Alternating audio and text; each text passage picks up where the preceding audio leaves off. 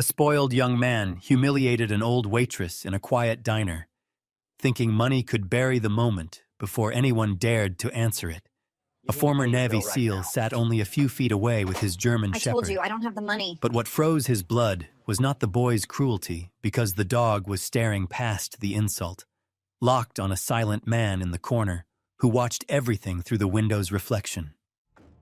Before the town could breathe again, a buried badge, a missing officer, and a chain of lies began pulling the whole truth into daylight.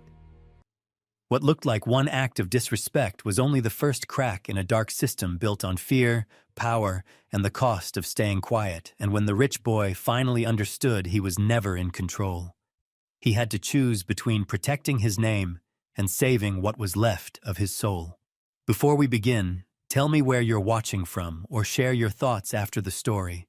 And please like and subscribe to support the channel and inspire more powerful stories.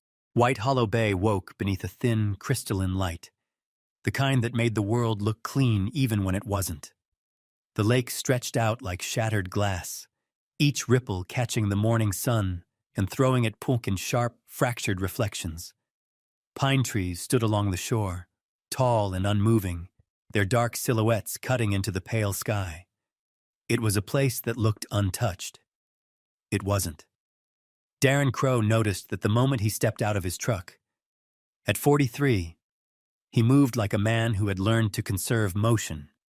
Not slow, not fast, just deliberate. His body carried strength without display, lean, compact, built for function, not attention. His face was clean-shaven, the sharp lines of a square jaw and high cheekbones exposed without softness. His dark brown hair was cut in a disciplined military style, slightly longer than regulation, as if he had allowed himself that one quiet rebellion. His skin, though naturally fair, bore the faint roughness of northern wind, and his gray-blue eyes didn't wander. They assessed. They always had.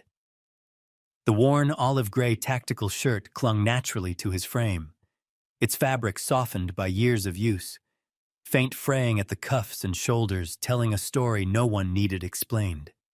Earth-toned combat pants hung with a slight looseness, the pockets worn and sagging from habit, not neglect. Old military boots met the gravel with a muted crunch. Nothing about him asked for attention, but everything about him refused to be ignored. Beside him, Coda stepped down from the passenger side. The German shepherd was in his prime, 4, maybe 5 years old, with a black and tan coat that caught the morning light in quiet gradients. His build was lean, muscular in a way that spoke of work rather than breeding. Amber eyes scanned the world with steady intelligence.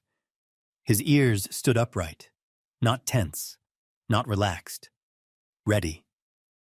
Coda did not wag his tail. He did not look at Darren for direction. He looked at the world as if it had already spoken, and he was simply listening. They walked together toward the Silver Lantern Diner, a low building near the water's edge. Its windows reflected the lake behind them, turning the glass into a mirror of shifting light. Darren paused just before entering, not because he hesitated, because Coda did. The dog's head tilted slightly, not toward the door, but toward the reflection in the glass. Darren followed the line of that gaze. Then he pushed the door open. Inside, warmth met them immediately. Coffee, grease, and something faintly sweet. The kind of place that hadn't changed in years, because no one wanted it to. A bell rang overhead. Heads turned, then turned away. Normal. Darren chose a booth near the back wall, where he could see both the entrance and the side windows. He didn't think about it. He just did it. Coda settled beside him, not lying fully down, not fully upright. A position of readiness disguised as rest. The waitress approached a moment later. She was in her early 60s, though time had pressed heavier on her than numbers suggested. Martha Hale moved with a careful efficiency, her posture slightly stooped, but not broken. Her hair, once brown, was now threaded heavily with silver, tied loosely at the back. Her skin was pale, lined, marked by years of quiet endurance rather than dramatic hardship. Her eyes, however, were steady, not tired, steady. "What can I get you, hun?" she asked, her voice warm but measured, like someone who had learned not to expect much in return. "Black coffee," Darren said. She nodded once, already turning. Coda didn't look at her. He looked past her. Darren noticed. He always noticed. The door opened again. This time, the air shifted. It wasn't loud. It wasn't dramatic. But something in the rhythm of the room slipped. Miles Ashcroft walked in like the cold hadn't touched him. 22. Tall, lean, and composed in a way that wasn't earned. It was inherited. His blonde hair was styled just enough to look effortless. His face was clean, untouched by consequence, the kind of face that had never been forced to hold discomfort for long. He wore a tailored jacket that cost more than most people in the room would admit spending on anything. He didn't look around. Didn't need to. People like him didn't check if they belonged. They assumed it. He took a seat near the center. Martha approached. "Morning, honey. Coffee to start?" Miles didn't answer right away. He looked at her, really looked, for half a second. Then he said, flat, "Is it drinkable?" Not loud, not angry, just precise. Darren's fingers paused around his cup. Coda didn't react. Not to Miles. Martha gave the same practiced smile. "It's fresh." "Black," Miles said, waving a hand dismissively. She nodded and left. The room continued, but quieter. Something invisible had been introduced. Darren lifted his coffee. Didn't drink. Watched. Not Miles.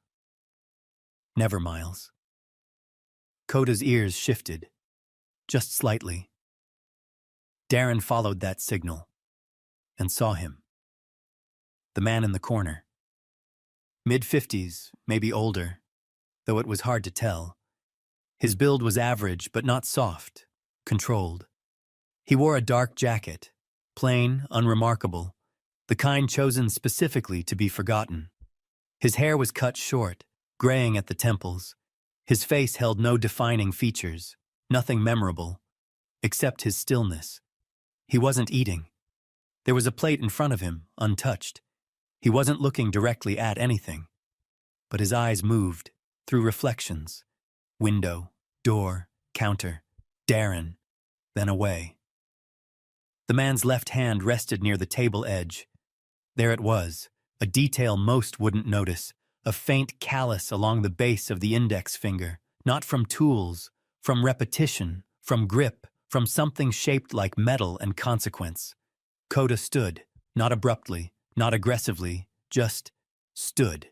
His gaze locked, not on Miles, not on Martha, but on the man in the corner. The dog's body didn't tense. It aligned, like a compass finding north. Darren set his cup down, not because of what had happened, but because of what hadn't. Miles was still talking, complaining now, sharper. "Do you even know how to do your job?" Martha's hands trembled just slightly as she held the plate. "I can fix it," he cut her off. "This place is a joke." The room held its breath. Then it happened. Quick, casual, cruel. Miles leaned forward and spat. The sound was almost nothing. The silence after was everything. Martha didn't move at first. Then slowly, she wiped her cheek with her apron. Her eyes didn't break, but something behind them did. Darren didn't stand. Not yet. Because Coda hadn't moved. The dog was still watching the man in the corner, and the man in the corner hadn't reacted. Not to the spit, not to the silence, not to anything. That was wrong. That was the problem. Darren rose. finally. But his eyes never went to Miles. They stayed elsewhere. He stepped forward. 1 pace. 2. Miles turned, annoyed. Yeah? Darren didn't answer. Not immediately. Coda moved with him now, quiet, precise, placing himself not between Darren and Miles, but angled, blocking a different line. The door, the corner, the unseen connection between them. Apologize, Darren said. Calm, even. Miles smirked. Who the hell are you? Darren didn't respond, because it didn't matter. Behind them, a chair shifted, soft, controlled. The man in the corner stood, not fast, not slow. He left money on the table, exact amount, no tip. Then he walked toward the door. He didn't look at Darren, didn't look at Miles, but as he passed, his reflection in the window aligned with Darren's gaze. For half a second, their eyes met. Not directly, but clearly. And in that moment, recognition passed. Not of identity, of type. The door opened, closed. The bell rang again, and the room exhaled. Miles laughed. You serious right now? Darren's attention shifted finally to him, measured, cold but not angry. You don't understand where you are, Darren said. Miles leaned back. I think I do. Darren shook his head once. No. A pause, then quieter. You really don't. Coda's gaze moved to the door, then back to Darren, then back to the door. A signal, subtle, but clear. Darren stepped closer, not threatening, just present. You'll apologize, he said. Miles opened his mouth, stopped. For the first time, something flickered. Not fear, not yet, but uncertainty. Small, fragile, real. Darren leaned in slightly. Not enough to invade, just enough to be heard. The kid's not the problem, he said quietly. Miles frowned. What? Darren's eyes didn't leave his. They never are. He straightened, and for a moment his gaze drifted past Miles, back to the door, to the reflection, to the space where the man had been. Then he spoke, low, certain, final. Kid's not the problem, Darren repeated. A beat. Then, the man behind him is. The bell above the diner door stopped echoing, but the tension it left behind did not. It lingered in the air like something unseen but undeniable. Darren Crow didn't move right away. He stood where he was, eyes resting not on Miles, but on the empty space near the door where the man had just disappeared. His expression didn't change, but something behind it sharpened. Not anger. Recognition. Coda remained beside him, still, focused. Not on Miles, not on Martha, on absence. That alone was enough. Darren turned back slowly. Miles was still standing there, posture loose, chin slightly raised, as if the moment hadn't reached him yet, as if consequences were things that happened to other people. You waiting for applause? Darren asked quietly. Miles scoffed. I don't take orders from strangers. His voice had that same flat confidence, but now it carried something thinner beneath it. A thread pulled too tight. Darren stepped closer. Not threatening, not aggressive, but undeniably present. You're not taking orders, Darren said. You're fixing something you broke. Miles rolled his eyes. Look, man. Darren didn't raise his voice, didn't interrupt. But something in his stillness did. The room shifted again. Miles hesitated. Just a fraction. Long enough to matter.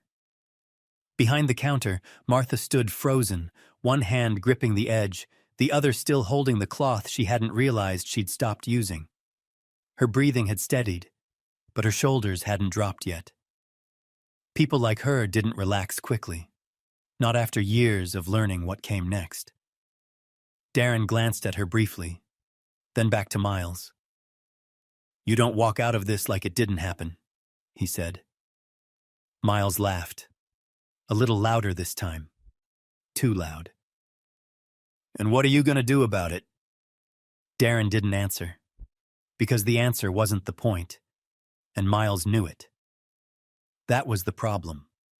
For the first time, uncertainty crept into his expression, not fully formed, not strong enough to hold, but there. Coda shifted. One step, positioning again. Not between Darren and Miles, between Miles and the exit. Minutes later, the tension broke, but not cleanly. Miles muttered something under his breath, something halfway between apology and dismissal, then grabbed his jacket. "I've got better places to be," he said. No one stopped him. Not physically. He walked out. The bell rang again. This time, no one turned. Darren returned to his seat. Coda didn't lie down. Not yet. He stood a moment longer, staring at the door, then slowly lowered himself, but not fully relaxed. His head remained up, ears subtly angled, watching, waiting. Darren picked up his coffee again. Now he drank. It had gone slightly bitter. He didn't seem to notice. "Thank you," Martha said softly. Her voice was steady again, but quieter than before. Darren nodded once. "You all right?" She gave a small, practiced smile. "I've had worse mornings." It wasn't a joke. It was a statement. Darren studied her for a second longer than most would. He didn't ask anything else. Not yet. Outside, the light had shifted. Still bright. Still clean. But colder now. Darren stepped out after finishing his coffee, Coda moving at his side with silent precision. The parking lot was nearly empty. Miles's car, a sleek black coupe, was gone. Too fast. Too clean. Darren's gaze moved across the street, then stopped. There, parked half a block down, a dark SUV, engine running, windows tinted. It hadn't been there before. Coda saw it too. His body didn't tense. It aligned again, the same way it had inside. Darren didn't walk toward it. He didn't need to. Instead, he turned away, back toward his truck. That night, the town quieted early. White Hollow Bay wasn't a place that stayed awake past necessity. Lights went out one by one, leaving only the glow of street lamps and the distant shimmer of the lake under moonlight. Miles Ashcroft didn't sleep. He sat on the edge of his bed, phone in hand, the screen lighting his face in pale blue. Without the diner, without the audience, the confidence he wore earlier didn't fit the same way. It slipped, revealing something else underneath. He scrolled through nothing. Paused. Then the phone buzzed. Once. A message. No name. Just a number. Miles stared at it longer than he should have, then opened it. "You handled that poorly." His jaw tightened. Another message came before he could respond. "Be back there tomorrow, 5:30 a.m. A pause. Then the third. "Do exactly what you're told." Miles exhaled slowly. His fingers hovered over the screen. Typed. Deleted. Typed again. "Why?" The reply came instantly. "Because you're already part of this." Miles froze. For the first time that day, the arrogance disappeared completely. Across town, Darren stood by the edge of the lake. The water was still. Too still. Coda moved ahead of him, nose low, tracing something invisible along the shoreline. Not random, not curious, deliberate. The dog stopped, pawed once at the ground, then again. Darren stepped closer. The soil there was slightly disturbed, subtle enough that most would miss it. Not fresh, but not old either. Coda looked up at him, not alert, not warning. Something else, expectation. Darren crouched, pressed his hand lightly against the earth. Cold, but different. He didn't dig. Not yet. Instead, he stood and looked out across the lake, because suddenly this place didn't feel quiet anymore. It felt watched. Miles arrived before dawn. 5:27 a.m., 3 minutes early. The sky was still dark, a deep blue that hadn't decided to become morning yet. He stepped out of his car, slower this time. Not confident, not hesitant. Measured. Like someone learning how to move in a place where the rules had changed. The diner lights were already on. Martha was inside, moving between tables, setting things in place. She looked up when he entered. Paused. Just slightly. "You're early," she said. Miles nodded. Didn't answer. Didn't smirk. Didn't perform. That alone was enough to change the air. Darren was already there. Same booth, same position, same stillness. Coda lifted his head when Miles walked in, watched him, longer this time, then blinked once, slow, as if acknowledging something. Not trust, not yet, but recognition. Miles swallowed, walked forward, stopped halfway, then continued. "Where do I start?" he asked. His voice was quieter, different. Martha handed him a stack of napkins. "Fold these," she said simply. He took them, looked down, frowned slightly. "Like this?" "No," she said gently. "Like this." She showed him, slow, deliberate, each crease intentional. Miles watched, really watched. For the first time, he wasn't trying to get through something. He was trying to understand it. Darren didn't speak, didn't intervene, but his eyes remained on Miles, not judging, not helping, just present. Coda lay beside him again, head up, always. The morning crept in slowly, light filling the windows, customers arriving one by one, and Miles stayed. Not because he wanted to, not because he understood, but because something had shifted, not outside, inside.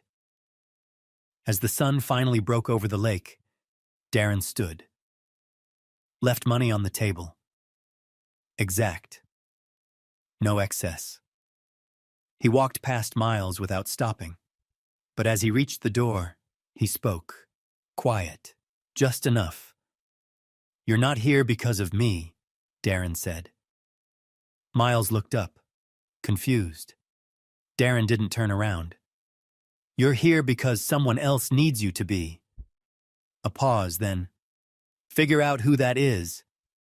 The door opened, closed, the bell rang, and for the second time, the sound didn't mean what it used to. 5:32 a.m. The diner wasn't awake yet. Not fully. The lights were on, but the world outside still held that deep, unfinished blue, like the sky hadn't decided whether to become morning. Miles Ashcroft stood behind the counter. He didn't belong there. That was the first thing anyone would notice. Not because of his clothes. He had changed, swapped the tailored jacket for something simpler, a plain, dark sweater that fit too perfectly to be cheap. But the way he held himself still carried something sharp, something out of place. It wasn't arrogance anymore. It was tension. His hands moved awkwardly over a stack of napkins. Fold. Pause. Unfold. Try again. The lines weren't straight. They never were. Across from him, Martha Hale didn't correct him immediately. She moved between tables slowly, placing utensils, adjusting chairs by half an inch, the kind of small rituals that made a place feel ready. Her movements were careful, not because she was weak, but because she had learned that rushing only made things worse. "You're thinking too much," she said, without looking at him. Miles didn't respond. His fingers tightened slightly on the paper. "I'm just folding a napkin," he muttered. Martha glanced over. "No," she said gently. "You're trying not to mess up." That landed harder than it should have. Miles exhaled. Didn't argue. Didn't smirk. That was new. Behind them, the door creaked open. Darren Crow stepped in. Same pace, same stillness. The worn olive-gray shirt caught the early light, its faded edges blending into the quiet of the room. He didn't look at Miles right away. He didn't need to. Coda entered first. The German shepherd moved past the threshold, without hesitation, amber eyes scanning once, twice, mapping the room as if it had changed overnight. Then he stopped. Not near Darren. Not near the door. Near Miles. Not close enough to touch, but close enough to matter. Miles noticed. His hands paused mid-fold. The dog didn't growl, didn't move, just watched. That was worse. Darren took his usual seat. No words, no instructions, just presence. The kind that didn't demand anything, but made you aware of everything. The first customer came at 6:07. Thomas Keegan, mid-60s, thin but upright, with a long face and pale skin that carried the faint redness of years spent outdoors. His gray hair was combed neatly back, though a stubborn strand always fell forward no matter what he did. He wore a heavy wool coat despite the season, as if his body had forgotten how to stay warm on its own. He walked with a slight limp. Old injury. Never fully healed. "Morning, Martha," he said, voice rough but steady. "Morning, Tom," she replied. His eyes shifted to Miles, studied him, longer than polite. "That the boy from yesterday?" he asked. Miles stiffened. Martha didn't answer. She didn't need to. Tom nodded once. "Thought so." He sat at the counter. Miles approached slowly, coffee pot in hand. "Coffee?" he asked. Tom leaned back slightly, watching him the way older men sometimes watched younger ones, not with judgment, but with memory. "You here because you want to be?" Tom asked. Miles hesitated, then said, "No." Tom nodded again. "Good." Miles frowned. "That's good?" "It means you're honest," Tom said. "For now." Miles poured. The stream wavered. A few drops hit the saucer. He noticed. For the first time, he noticed. Tom didn't comment. Didn't need to. By 7 o'clock, the diner had filled. Not crowded, but alive. Orders came in waves. Toast, eggs, coffee, more coffee. Miles moved through it like someone learning a language by immersion. Too fast at first, then too slow, then wrong. He mixed up orders, forgot a side. Spilled once, then again. Each mistake burned, but not because anyone yelled. No one did. They just waited. Watched. Expected. That expectation sat heavier than any anger. Coda followed him. Not constantly, not obviously, but always within reach. A silent shadow that didn't intervene. didn't assist, only observed. Miles could feel it. Every time he turned, every time he hesitated. The dog was there, not judging, but not letting him disappear either. Darren sat through it all, coffee in hand, unfinished. His eyes moved occasionally, tracking motion, rhythm, patterns, noticing what didn't fit. Miles wasn't just clumsy. He was distracted, not by the work, by something else. Every few minutes, his gaze drifted to the door, to the window, to the street, like he was waiting or being waited on. It happened just before noon, subtle, easy to miss. Miles reached for a plate, then froze. Not dropped, not fumbled, just stopped. His eyes locked on something outside the window, across the street. Darren followed his line of sight. There was nothing obvious. No movement. No vehicle. No person. Just an empty stretch of road under pale sunlight. But Coda stood, immediately. No hesitation. His body angled toward the glass, ears forward, eyes narrowed, not in aggression, but in focus. Recognition. Miles stepped back. One step, then another. The plate slipped slightly in his hand. Didn't fall, but almost. "What?" Martha asked quietly. Miles shook his head. Too fast. Nothing. But his voice didn't match. Darren leaned back slightly in his seat. Watching. Not the street. Miles.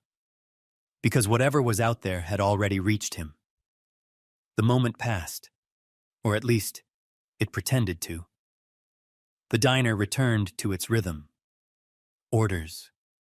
Voices. Clinking plates. But something had shifted. Miles moved differently now. More careful. More aware. Like someone walking on ground that might not hold. By late afternoon, the crowd thinned. The light softened. The pace slowed. Miles wiped down a table that was already clean. Again and again. Martha approached. "You can stop," she said gently. He didn't. "I messed up everything today." "No," she said. "You stayed." He paused, looked at her, really looked, at the lines in her face, at the quiet strength in the way she stood, at the way her hands, though slightly trembling, never stopped moving. "I didn't see you yesterday," he said quietly. Martha nodded once. "I know." No anger, no accusation. That made it worse. Night came early. The diner closed. Lights dimmed, chairs turned. Miles stepped outside. The air hit colder than expected. Or maybe he just felt it now. He stood there for a moment, then started walking. Not toward his car, toward the lake. The dock stretched out into the dark water, wood creaking softly under his weight, the town behind him quiet. Miles stopped near the end, hands in his pockets, breathing uneven. "You don't get it," he said. Silence. Then a voice, low, calm. "You don't have to get it." Darren stood several feet behind him. Miles turned sharply. "You followed me?" "No," Darren said. "You came here." A pause. Miles looked away. "You don't know what this is." Darren didn't respond. Didn't need to. Miles exhaled sharply. "They don't ask twice." Darren's eyes narrowed slightly. Who? Miles didn't answer. Instead, he looked past Darren, into the darkness behind him. Darren noticed, turned, saw nothing, but heard something. A second breath. Not his. Not Miles. Close. Too close. Coda moved suddenly. Fast. Precise.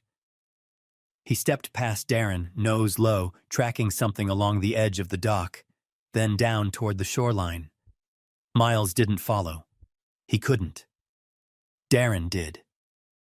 Coda stopped at a patch of disturbed earth, pawed once, twice, then began to dig, not frantically, deliberately. The soil gave way, slow, controlled, until something surfaced. Metal, dull, old. Darren reached down, pulled it free. A badge, worn, edges scratched, name barely visible beneath dried, dark stains. Blood. Not fresh, but not forgotten. Miles stared at it, his face drained. "I didn't know," he said. Darren didn't look at him. His eyes were on the badge, on the name, on what it meant. Because suddenly this wasn't just about control anymore. It was about what had been buried, and who had put it there. Coda sat beside the hole, still, watching, as if this was what he had been waiting to show. Morning came slower over White Hollow Bay, the kind of morning that didn't rush in with light, but seeped through the edges of things, turning shadows into shapes without fully removing them. The lake carried a dull sheen under the gray sky, and the wind moved low across the surface, as if something beneath it had shifted. Darren Crow stood near the edge of the shoreline, the badge still in his hand. He hadn't cleaned it, hadn't tried to read it more clearly than the faint imprint already allowed, because he didn't need clarity to understand weight. The metal felt heavier than it should.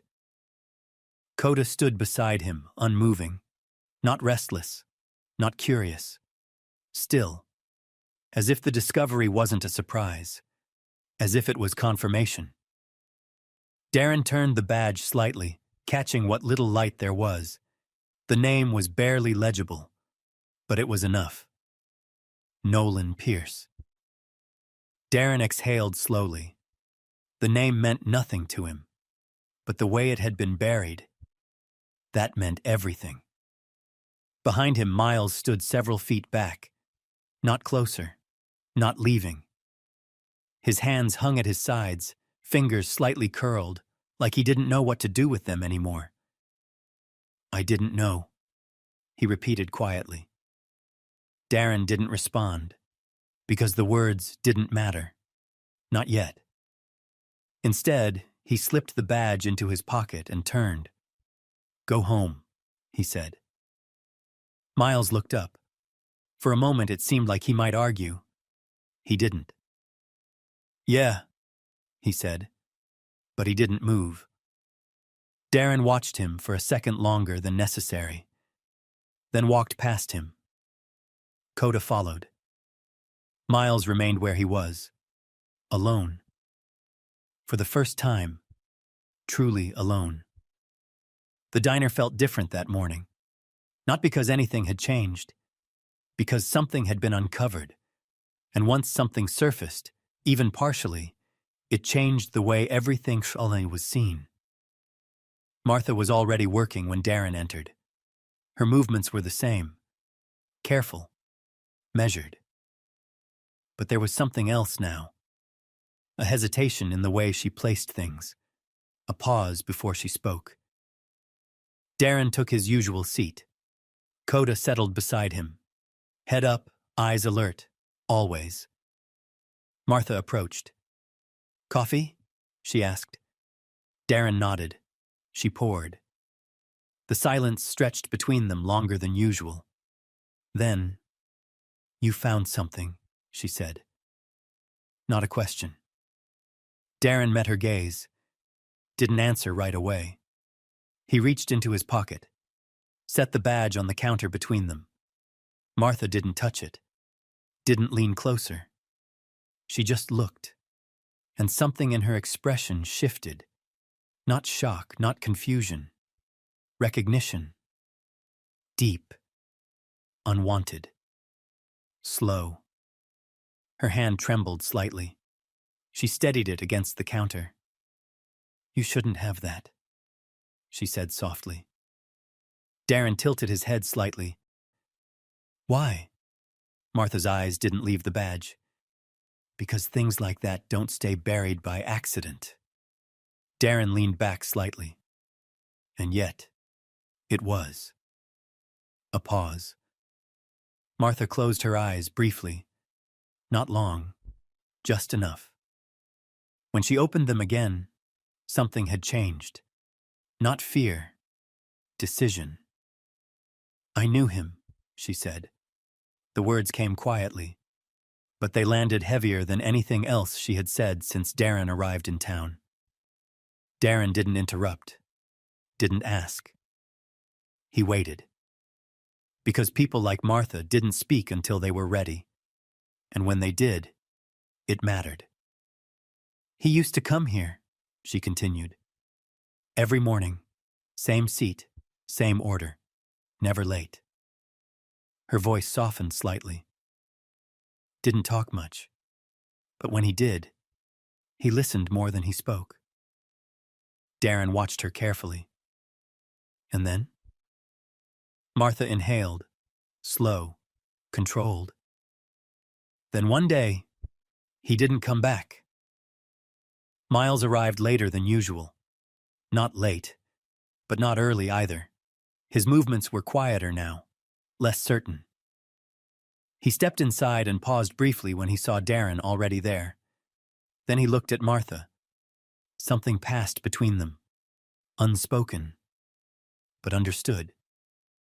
Miles walked forward, slower this time. He didn't ask where to start. He just started, picking up a cloth, wiping down a surface that didn't need it, doing something, anything, to keep his hands from shaking. Darren's attention shifted. Not fully. Just enough. Miles was listening. Not to words. To silence. To what wasn't being said. That was new. That mattered. Around mid-morning, the diner door opened again. This time, the shift was different. Subtle, but deliberate. A man stepped in. Deputy Lane, mid-40s, broad shoulders that had softened slightly with time, but still carried the outline of someone who had once trained hard and never fully let it go. His hair was dark, cut short, though not with military precision. A faint layer of stubble covered his jaw, uneven, like he hadn't decided whether to keep it or shave it off. His uniform fit well, too well, pressed, clean, controlled. But his eyes moved too much, scanning, calculating, avoiding. He smiled when he saw Martha. "Morning." "Morning," she replied. Her tone didn't change, but her posture did, slightly straighter, slightly more guarded. Lane's gaze shifted, landed on Darren, paused, then moved on. Too quickly. Darren noticed. He always noticed. Lane stepped up to the counter, ordered coffee. Nothing else. As Martha turned to pour, his hand rested casually near the edge of the counter, close to where the badge had been moments earlier, close enough that if it were still there, he would have seen it. Darren leaned forward slightly. Not obvious. Just enough. "Busy morning?" Darren asked. Lane glanced at him, smiled. "Quiet, actually." A beat. Then Darren said, "Strange." Lane's smile tightened. "Why's that?" Darren's gaze didn't shift. "Town this small. Something goes missing. You'd think it wouldn't stay quiet." For a fraction of a second, Lane's eyes flickered. Not fear, not guilt, recognition. Then it was gone, replaced by something practiced. "Depends on what you're looking for," Lane said. Darren leaned back. "Or what someone doesn't want found." The air between them cooled, not dramatically, but enough. Coda lifted his head, not growling, not tense, just watching. Lane noticed the dog, held the gaze a second longer than most would, then looked away first. That mattered. Miles stood frozen behind the counter, not because of the conversation, because of what he understood from it. Not the words, the weight, the way things were being said without being said. His breathing slowed, not calm, controlled. He looked at Lane, really looked, and something clicked. Not fully, not clearly, but enough to unsettle him. Lane finished his coffee, set money down. Exact. No tip. Then he turned, walked toward the door. Just before stepping out, he paused, looked back. Not at Darren, not at Martha, at Miles. A small look, almost nothing, but it carried something sharp. A reminder. Then he left. The diner remained quiet for a long moment. Then life returned, but not the same way. Later that afternoon, Darren stood in a small office behind the diner. Not his, Martha's. Old records filled the shelves, receipts, invoices, boxes labeled by year. Darren moved through them carefully, not searching randomly, looking for patterns, for gaps, for things that didn't align. Coda sat near the door, watching, guarding. He found it eventually. A hard drive. Old. Disconnected. Labeled simply, "Security Backup." Darren held it up, looked at Martha. She shook her head. "I thought those were all taken." Darren didn't respond. He didn't need to. Hours later, the footage flickered to life on an old monitor. Grainy, faded, but intact. The timestamp read 6 months ago, the day Nolan Pierce disappeared. The image showed the diner. Normal. People eating, talking. Nothing unusual. Then movement. The door opened. Nolan Pierce stepped inside. Tall, lean, wearing a sheriff's jacket. His face calm, focused. He walked toward the counter, spoke briefly with Martha. Then his expression changed. Not fear. Recognition. He turned slightly, looked toward the back corner, the same place, and there, a man sat. Unmoving. Watching. The footage glitched, flickered, cut, then returned. But the man in the corner was gone. Only Nolan remained, standing still, looking at empty space as if he had just seen something that no one else could. Miles leaned closer to the screen, his voice barely a whisper. "I've seen him." Darren didn't look away. "Yeah." Miles swallowed. "He's still here." The screen flickered again, and for a single frame, just one, a reflection appeared in the window behind Nolan. Faint, distorted, but familiar. The same man, the same stillness, watching. From a place he shouldn't be. The SUV returned just before the town fully woke. It didn't arrive with noise or urgency. It simply appeared. Parked in the same place across from the diner, engine running, windows dark, like it had always been there, and people had only just noticed. White Hollow Bay didn't have many secrets, but the ones it did have were the kind that didn't ask permission to stay. Darren saw it from inside. He didn't turn his head, didn't shift his posture.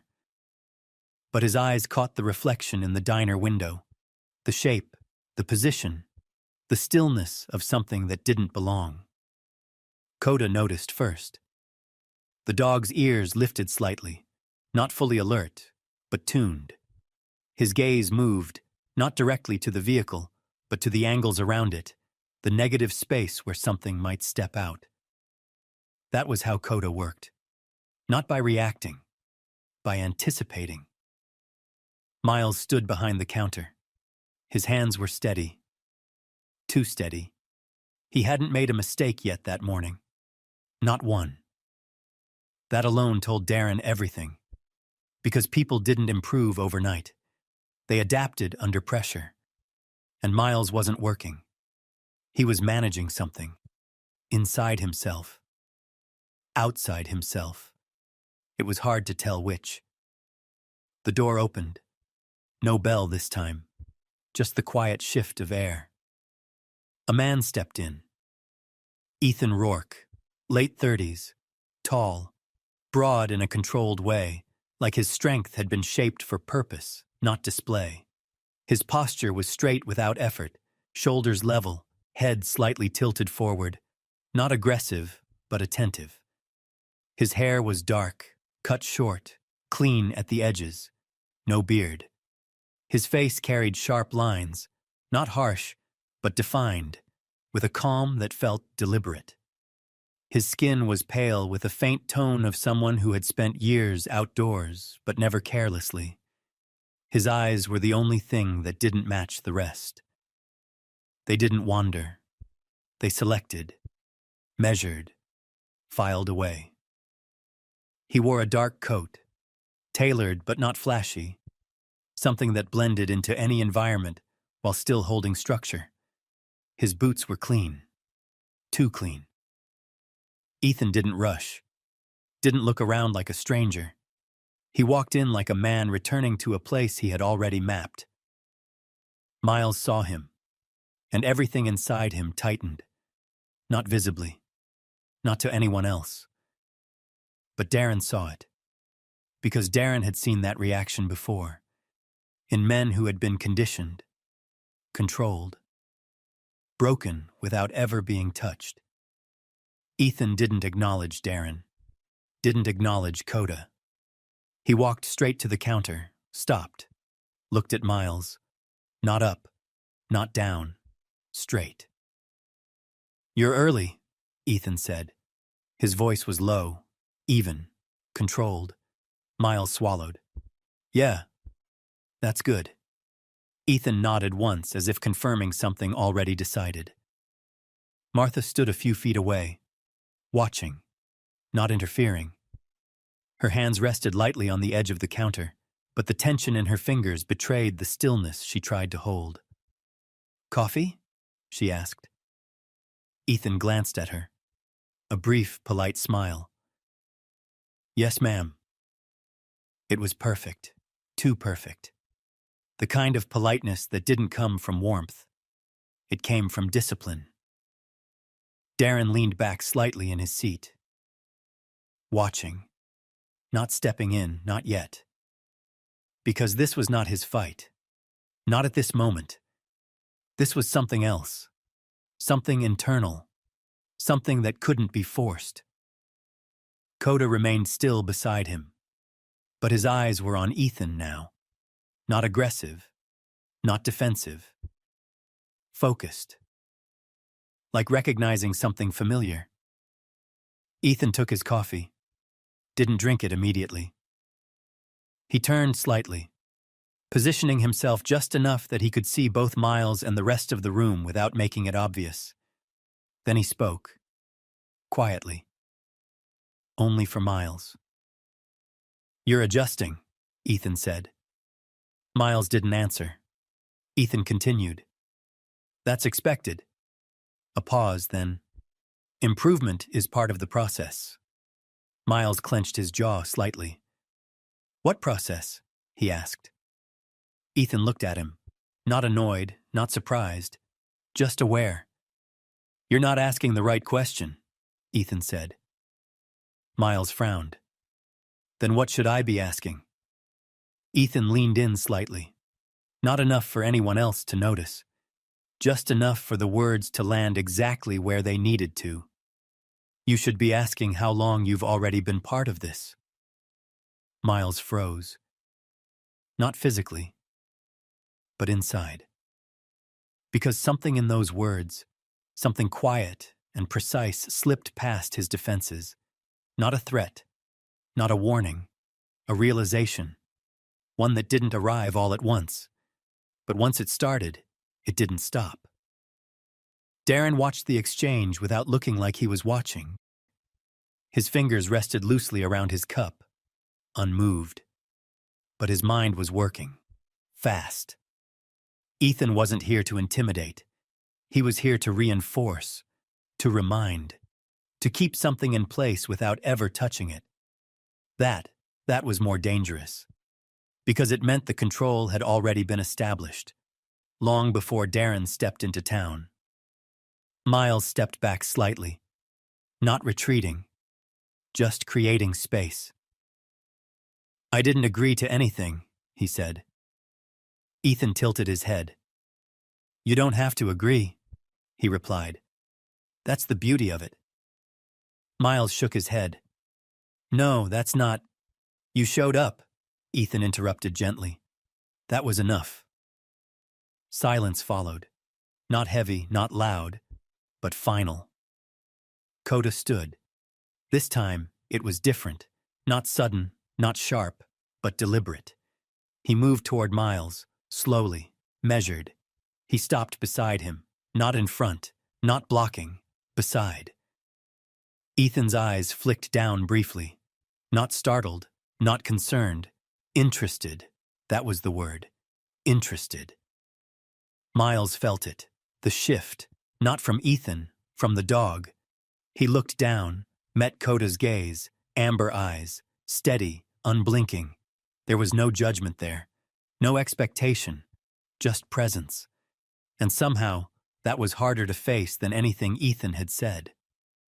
Ethan straightened, finished his coffee in one slow motion, set the cup down. Exact. No sound. No one is forcing you, he said. His tone remained calm, controlled. But understand this. A pause. You don't step out of something like this. Miles didn't respond. Couldn't. Because for the first time, he believed it. Ethan turned, walked toward the door, stopped briefly, not turning back. You're doing fine, he added. Then he left. The door closed. No bell. Just silence. The diner didn't move for a moment. Then slowly, life returned. But not fully. Not the way it had before. Miles stood there. Still. Hands at his sides. Breathing shallow. Darren didn't approach. Didn't speak. Because this was the moment. The one that mattered. Not confrontation. Not action. Recognition. Miles looked at Darren. Really looked this time. Not with defiance, not with confusion, with something else. I didn't know, he said. His voice was quiet, unsteady. But I think... He stopped, swallowed, then finished. I think I've been helping them.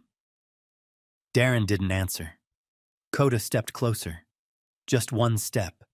And for the first time, he didn't watch Miles like a problem. He stood beside him. Like something had shifted. Like something had been seen. And couldn't be unseen. The diner did not feel like a diner anymore. It felt like a room waiting for something to break. Morning light spilled through the windows, pale and cold, cutting across the tables in long strips that divided the space into quiet sections of shadow and exposure. Plates were set, coffee steamed. Voices existed, but lower, restrained, as if the room itself had decided not to be loud. Darren Crow sat in his usual place, still, composed. But there was something different in the way he held himself. Not tension, focus. The kind that came before a decision. Coda lay beside him, head raised, amber eyes scanning, not the whole room this time, but very specific points. The entrance, the hallway, Miles, always Miles. Behind the counter, Miles Ashcroft stood with both hands resting on the edge, not working, not moving, just standing, like a man who had reached a place where doing anything felt like choosing something. And he wasn't ready to choose. Not yet. Martha stood a few feet away, watching. Her posture carried that same quiet strength, but now layered with something else. Expectation. Not of Miles, of the moment. The door opened. This time the bell rang. Clear, sharp, too loud. Ethan Rourke stepped inside. Same pace, same control, same absence of urgency. But something had shifted. Subtle, barely visible. He didn't go to the counter immediately. He paused, just inside the threshold, and for the first time his eyes didn't move right away. They fixed on Darren. A silent acknowledgement. Not challenge. Recognition. Then Ethan walked forward, stopped across the counter from Miles. Close enough. Not too close, perfect distance. You're still here, Ethan said. His voice was calm, measured, but now there was something underneath. Not pressure. Something closer to disappointment. Miles didn't answer. His fingers tightened slightly against the wood. Ethan tilted his head. You've had time to think. Still nothing. Darren watched. Didn't move. Didn't speak because this wasn't about control anymore. This was about choice. A chair scraped softly behind them. Thomas Keegan sat at the counter again. He didn't order. Didn't speak. He just sat. Watching. His old eyes carried something heavier now. Not curiosity. Recognition. Of moments like this. Moments where something changed that couldn't be undone. Ethan leaned forward slightly. Just enough. You understand what happens next, he said. Miles swallowed. You keep saying that, he replied quietly. But you're not saying what it is. Ethan's lips curved. Not a smile. Something smaller. You already know. Miles shook his head. No, he said. I don't. That wasn't defiance, that was truth, and it landed harder than anything else. Coda stood. Not abruptly. Not sharply. Slow. Deliberate. He moved again toward Miles, stopping beside him. Same position as before, but now closer. Ethan's eyes followed the movement, paused on the dog, then lifted, back to Miles.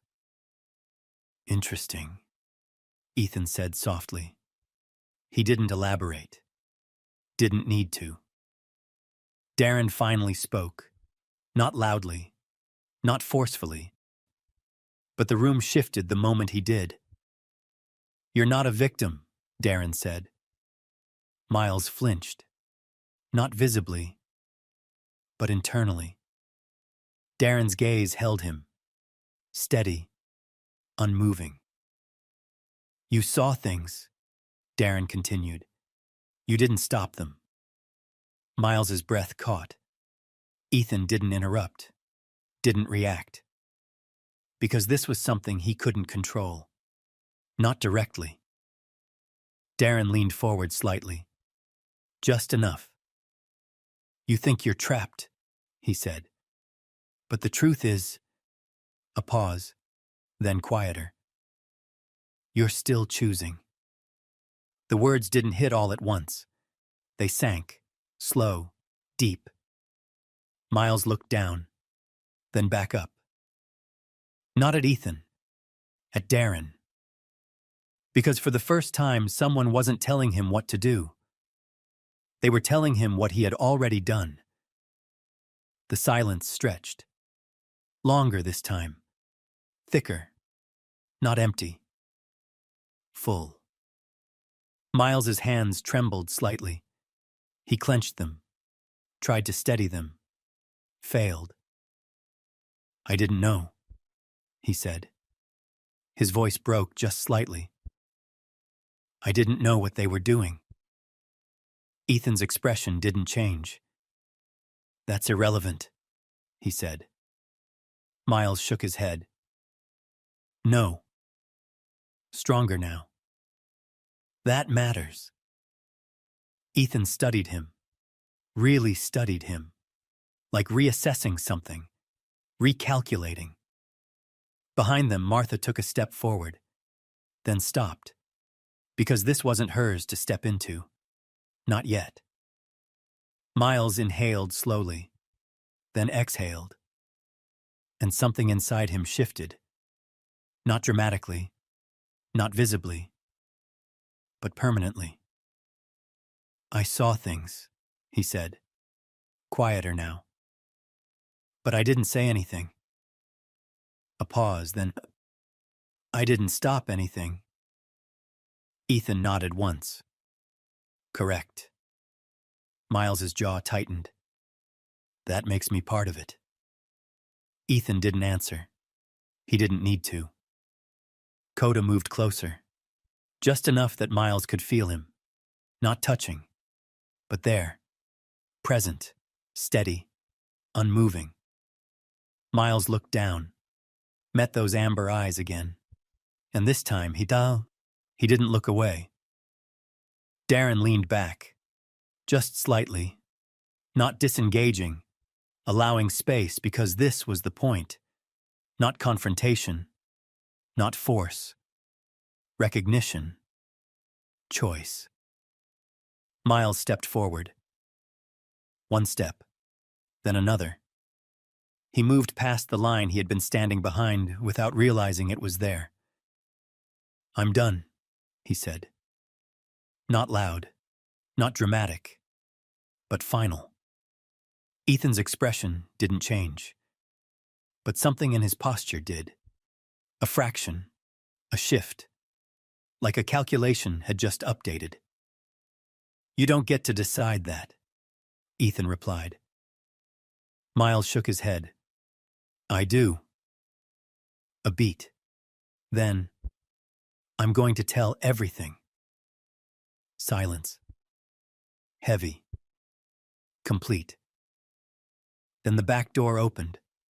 Slow. Deliberate. All heads turned. A man stepped inside. Tall. Lean. Wearing a worn sheriff's jacket that didn't quite belong to him anymore.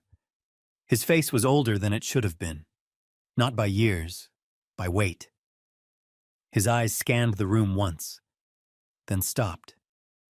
On Darren. On Miles. On Ethan. And then he spoke. Seems like I missed something.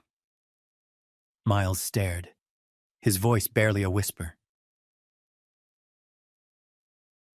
Nolan. Officer Nolan Pierce stepped fully into the light. Alive.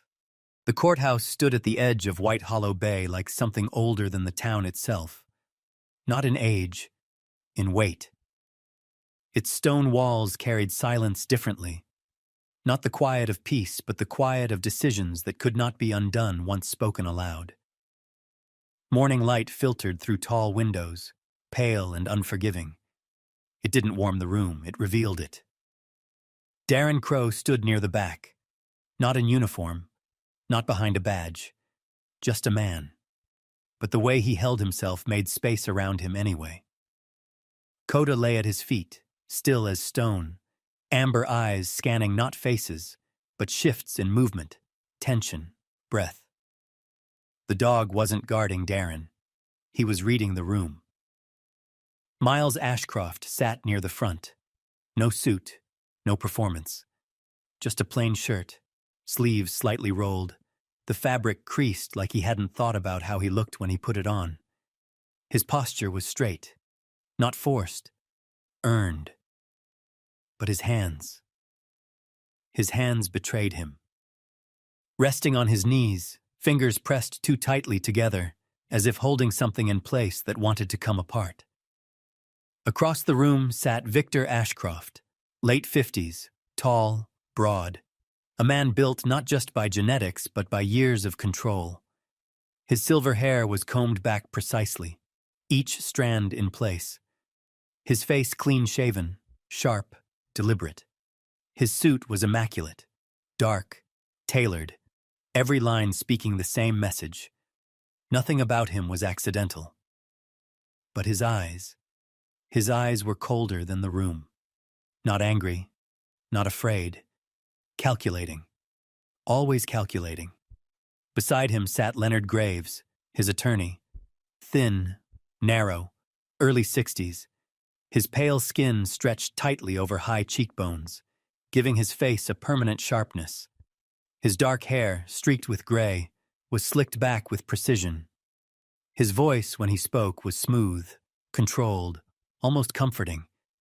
But there was something beneath it, a habit of bending truth until it resembled something else entirely. Ethan Rourke stood near the side wall, not seated, not restrained. Watching. Always watching. His posture hadn't changed. Not even here. That said more than anything else, because most men adjusted in rooms like this. Ethan didn't.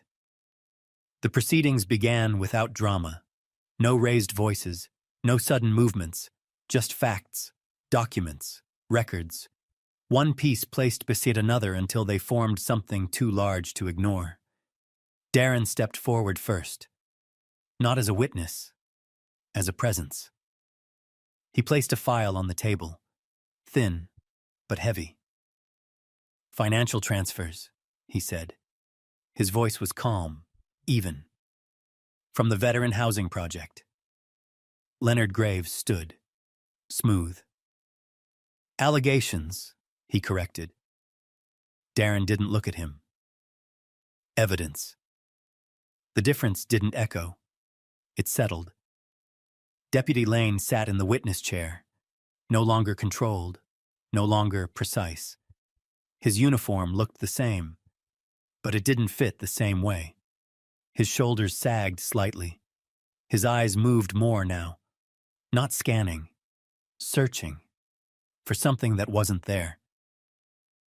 "Did you alter or remove surveillance records related to Officer Nolan Pierce?" Leonard asked. Lane hesitated. Just a fraction. Then, "Yes." No excuse. No defense, just the word.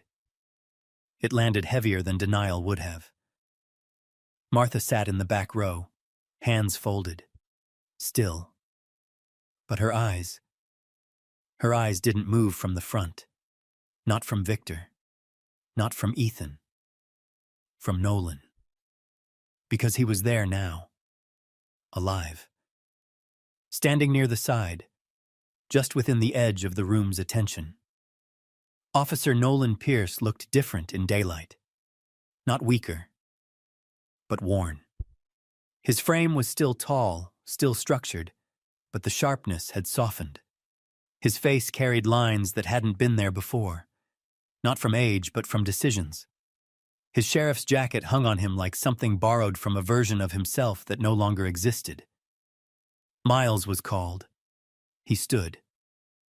Slowly. Not because he was afraid to move, because he understood what moving meant. Every step toward the stand wasn't just distance, it was separation from who he had been. He sat, looked forward, Not at Victor.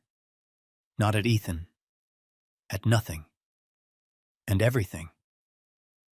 State your name, Leonard said. Miles Ashcroft. His voice didn't shake, but it carried weight. Do you understand why you're here? A pause, then. Yes. Another pause, longer. Then Miles spoke again. Not prompted. Not guided. I'm not here because of what they did, he said. The room shifted. Subtle, but real. I'm here because of what I didn't do.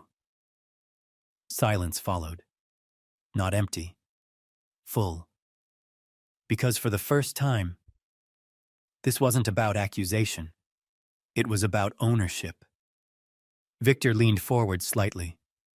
Just enough. You don't have to do this, he said quietly. His voice didn't reach the whole room. Only Miles. You don't understand what you're stepping into.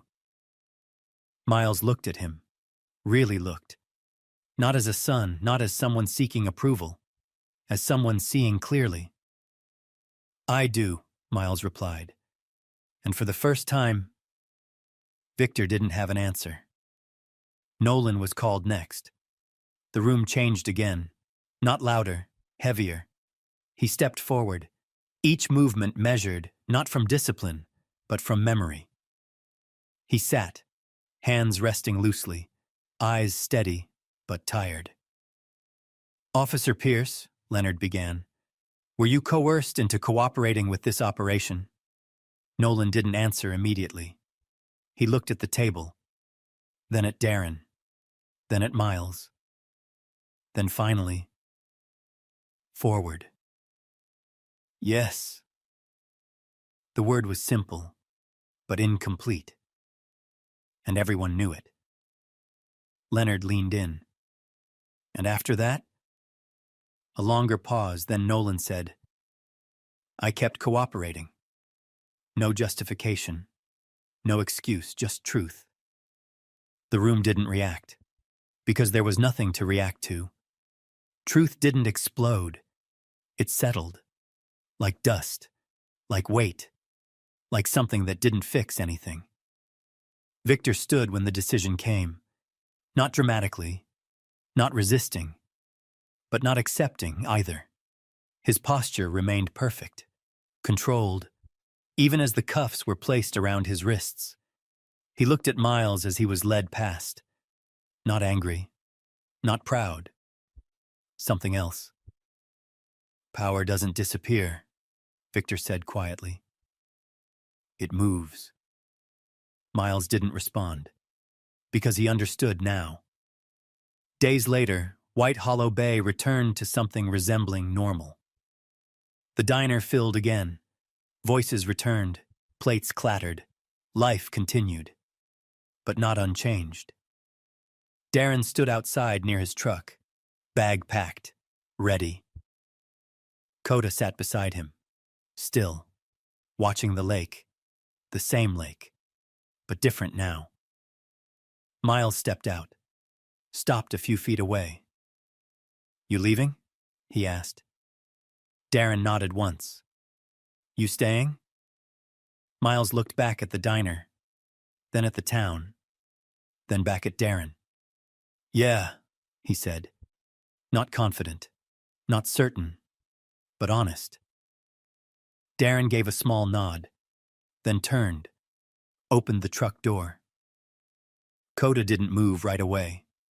He remained there, looking out across the water, longer than usual, as if something unseen still lingered beneath the surface. Then he turned, jumped in. The truck engine started, low, steady. As Darren pulled away, his phone buzzed. Once. He glanced at it. A message. Unknown number. No name. No signature. Just words. White Hollow Bay doesn't only have one Nolan Pierce. Darren didn't respond. Didn't slow down.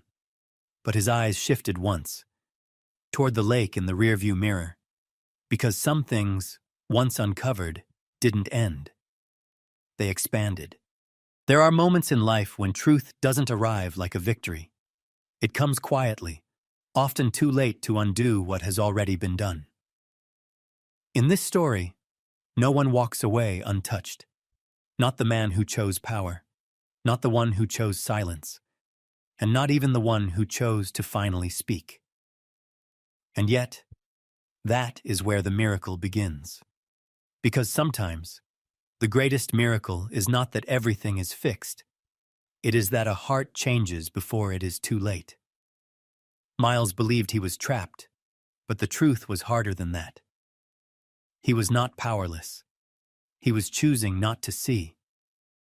And when he finally did, when he stopped lying to himself, everything changed. Not the past, not the consequences, but the direction of his life. That is something we face every day. There are moments when we see something wrong, and we tell ourselves it is not our place. We stay quiet because it feels safer, because it is easier, because we think it doesn't matter. But it does. God does not always change the world in loud, dramatic ways. Sometimes he places a moment in front of us, a choice, a quiet truth we cannot ignore. And in that moment, we are given something powerful. The chance to choose differently. The chance to stand, even when it costs us. The chance to become someone better than we were yesterday. Truth does not fix everything, but it can save what is still alive inside us. If this story meant something to you, take a moment to reflect on where you are in your own life. Is there something you have been avoiding? Something you have seen but chosen not to act on? Share this story with someone who needs to hear it. Leave a comment and tell us where you are watching from and what part of this story stayed with you. And if you believe in stories that remind us of courage, truth, and quiet miracles, subscribe to the channel so we can continue bringing them to you. May God watch over you, guide your choices, and give you the strength to see clearly and act with courage when it matters most.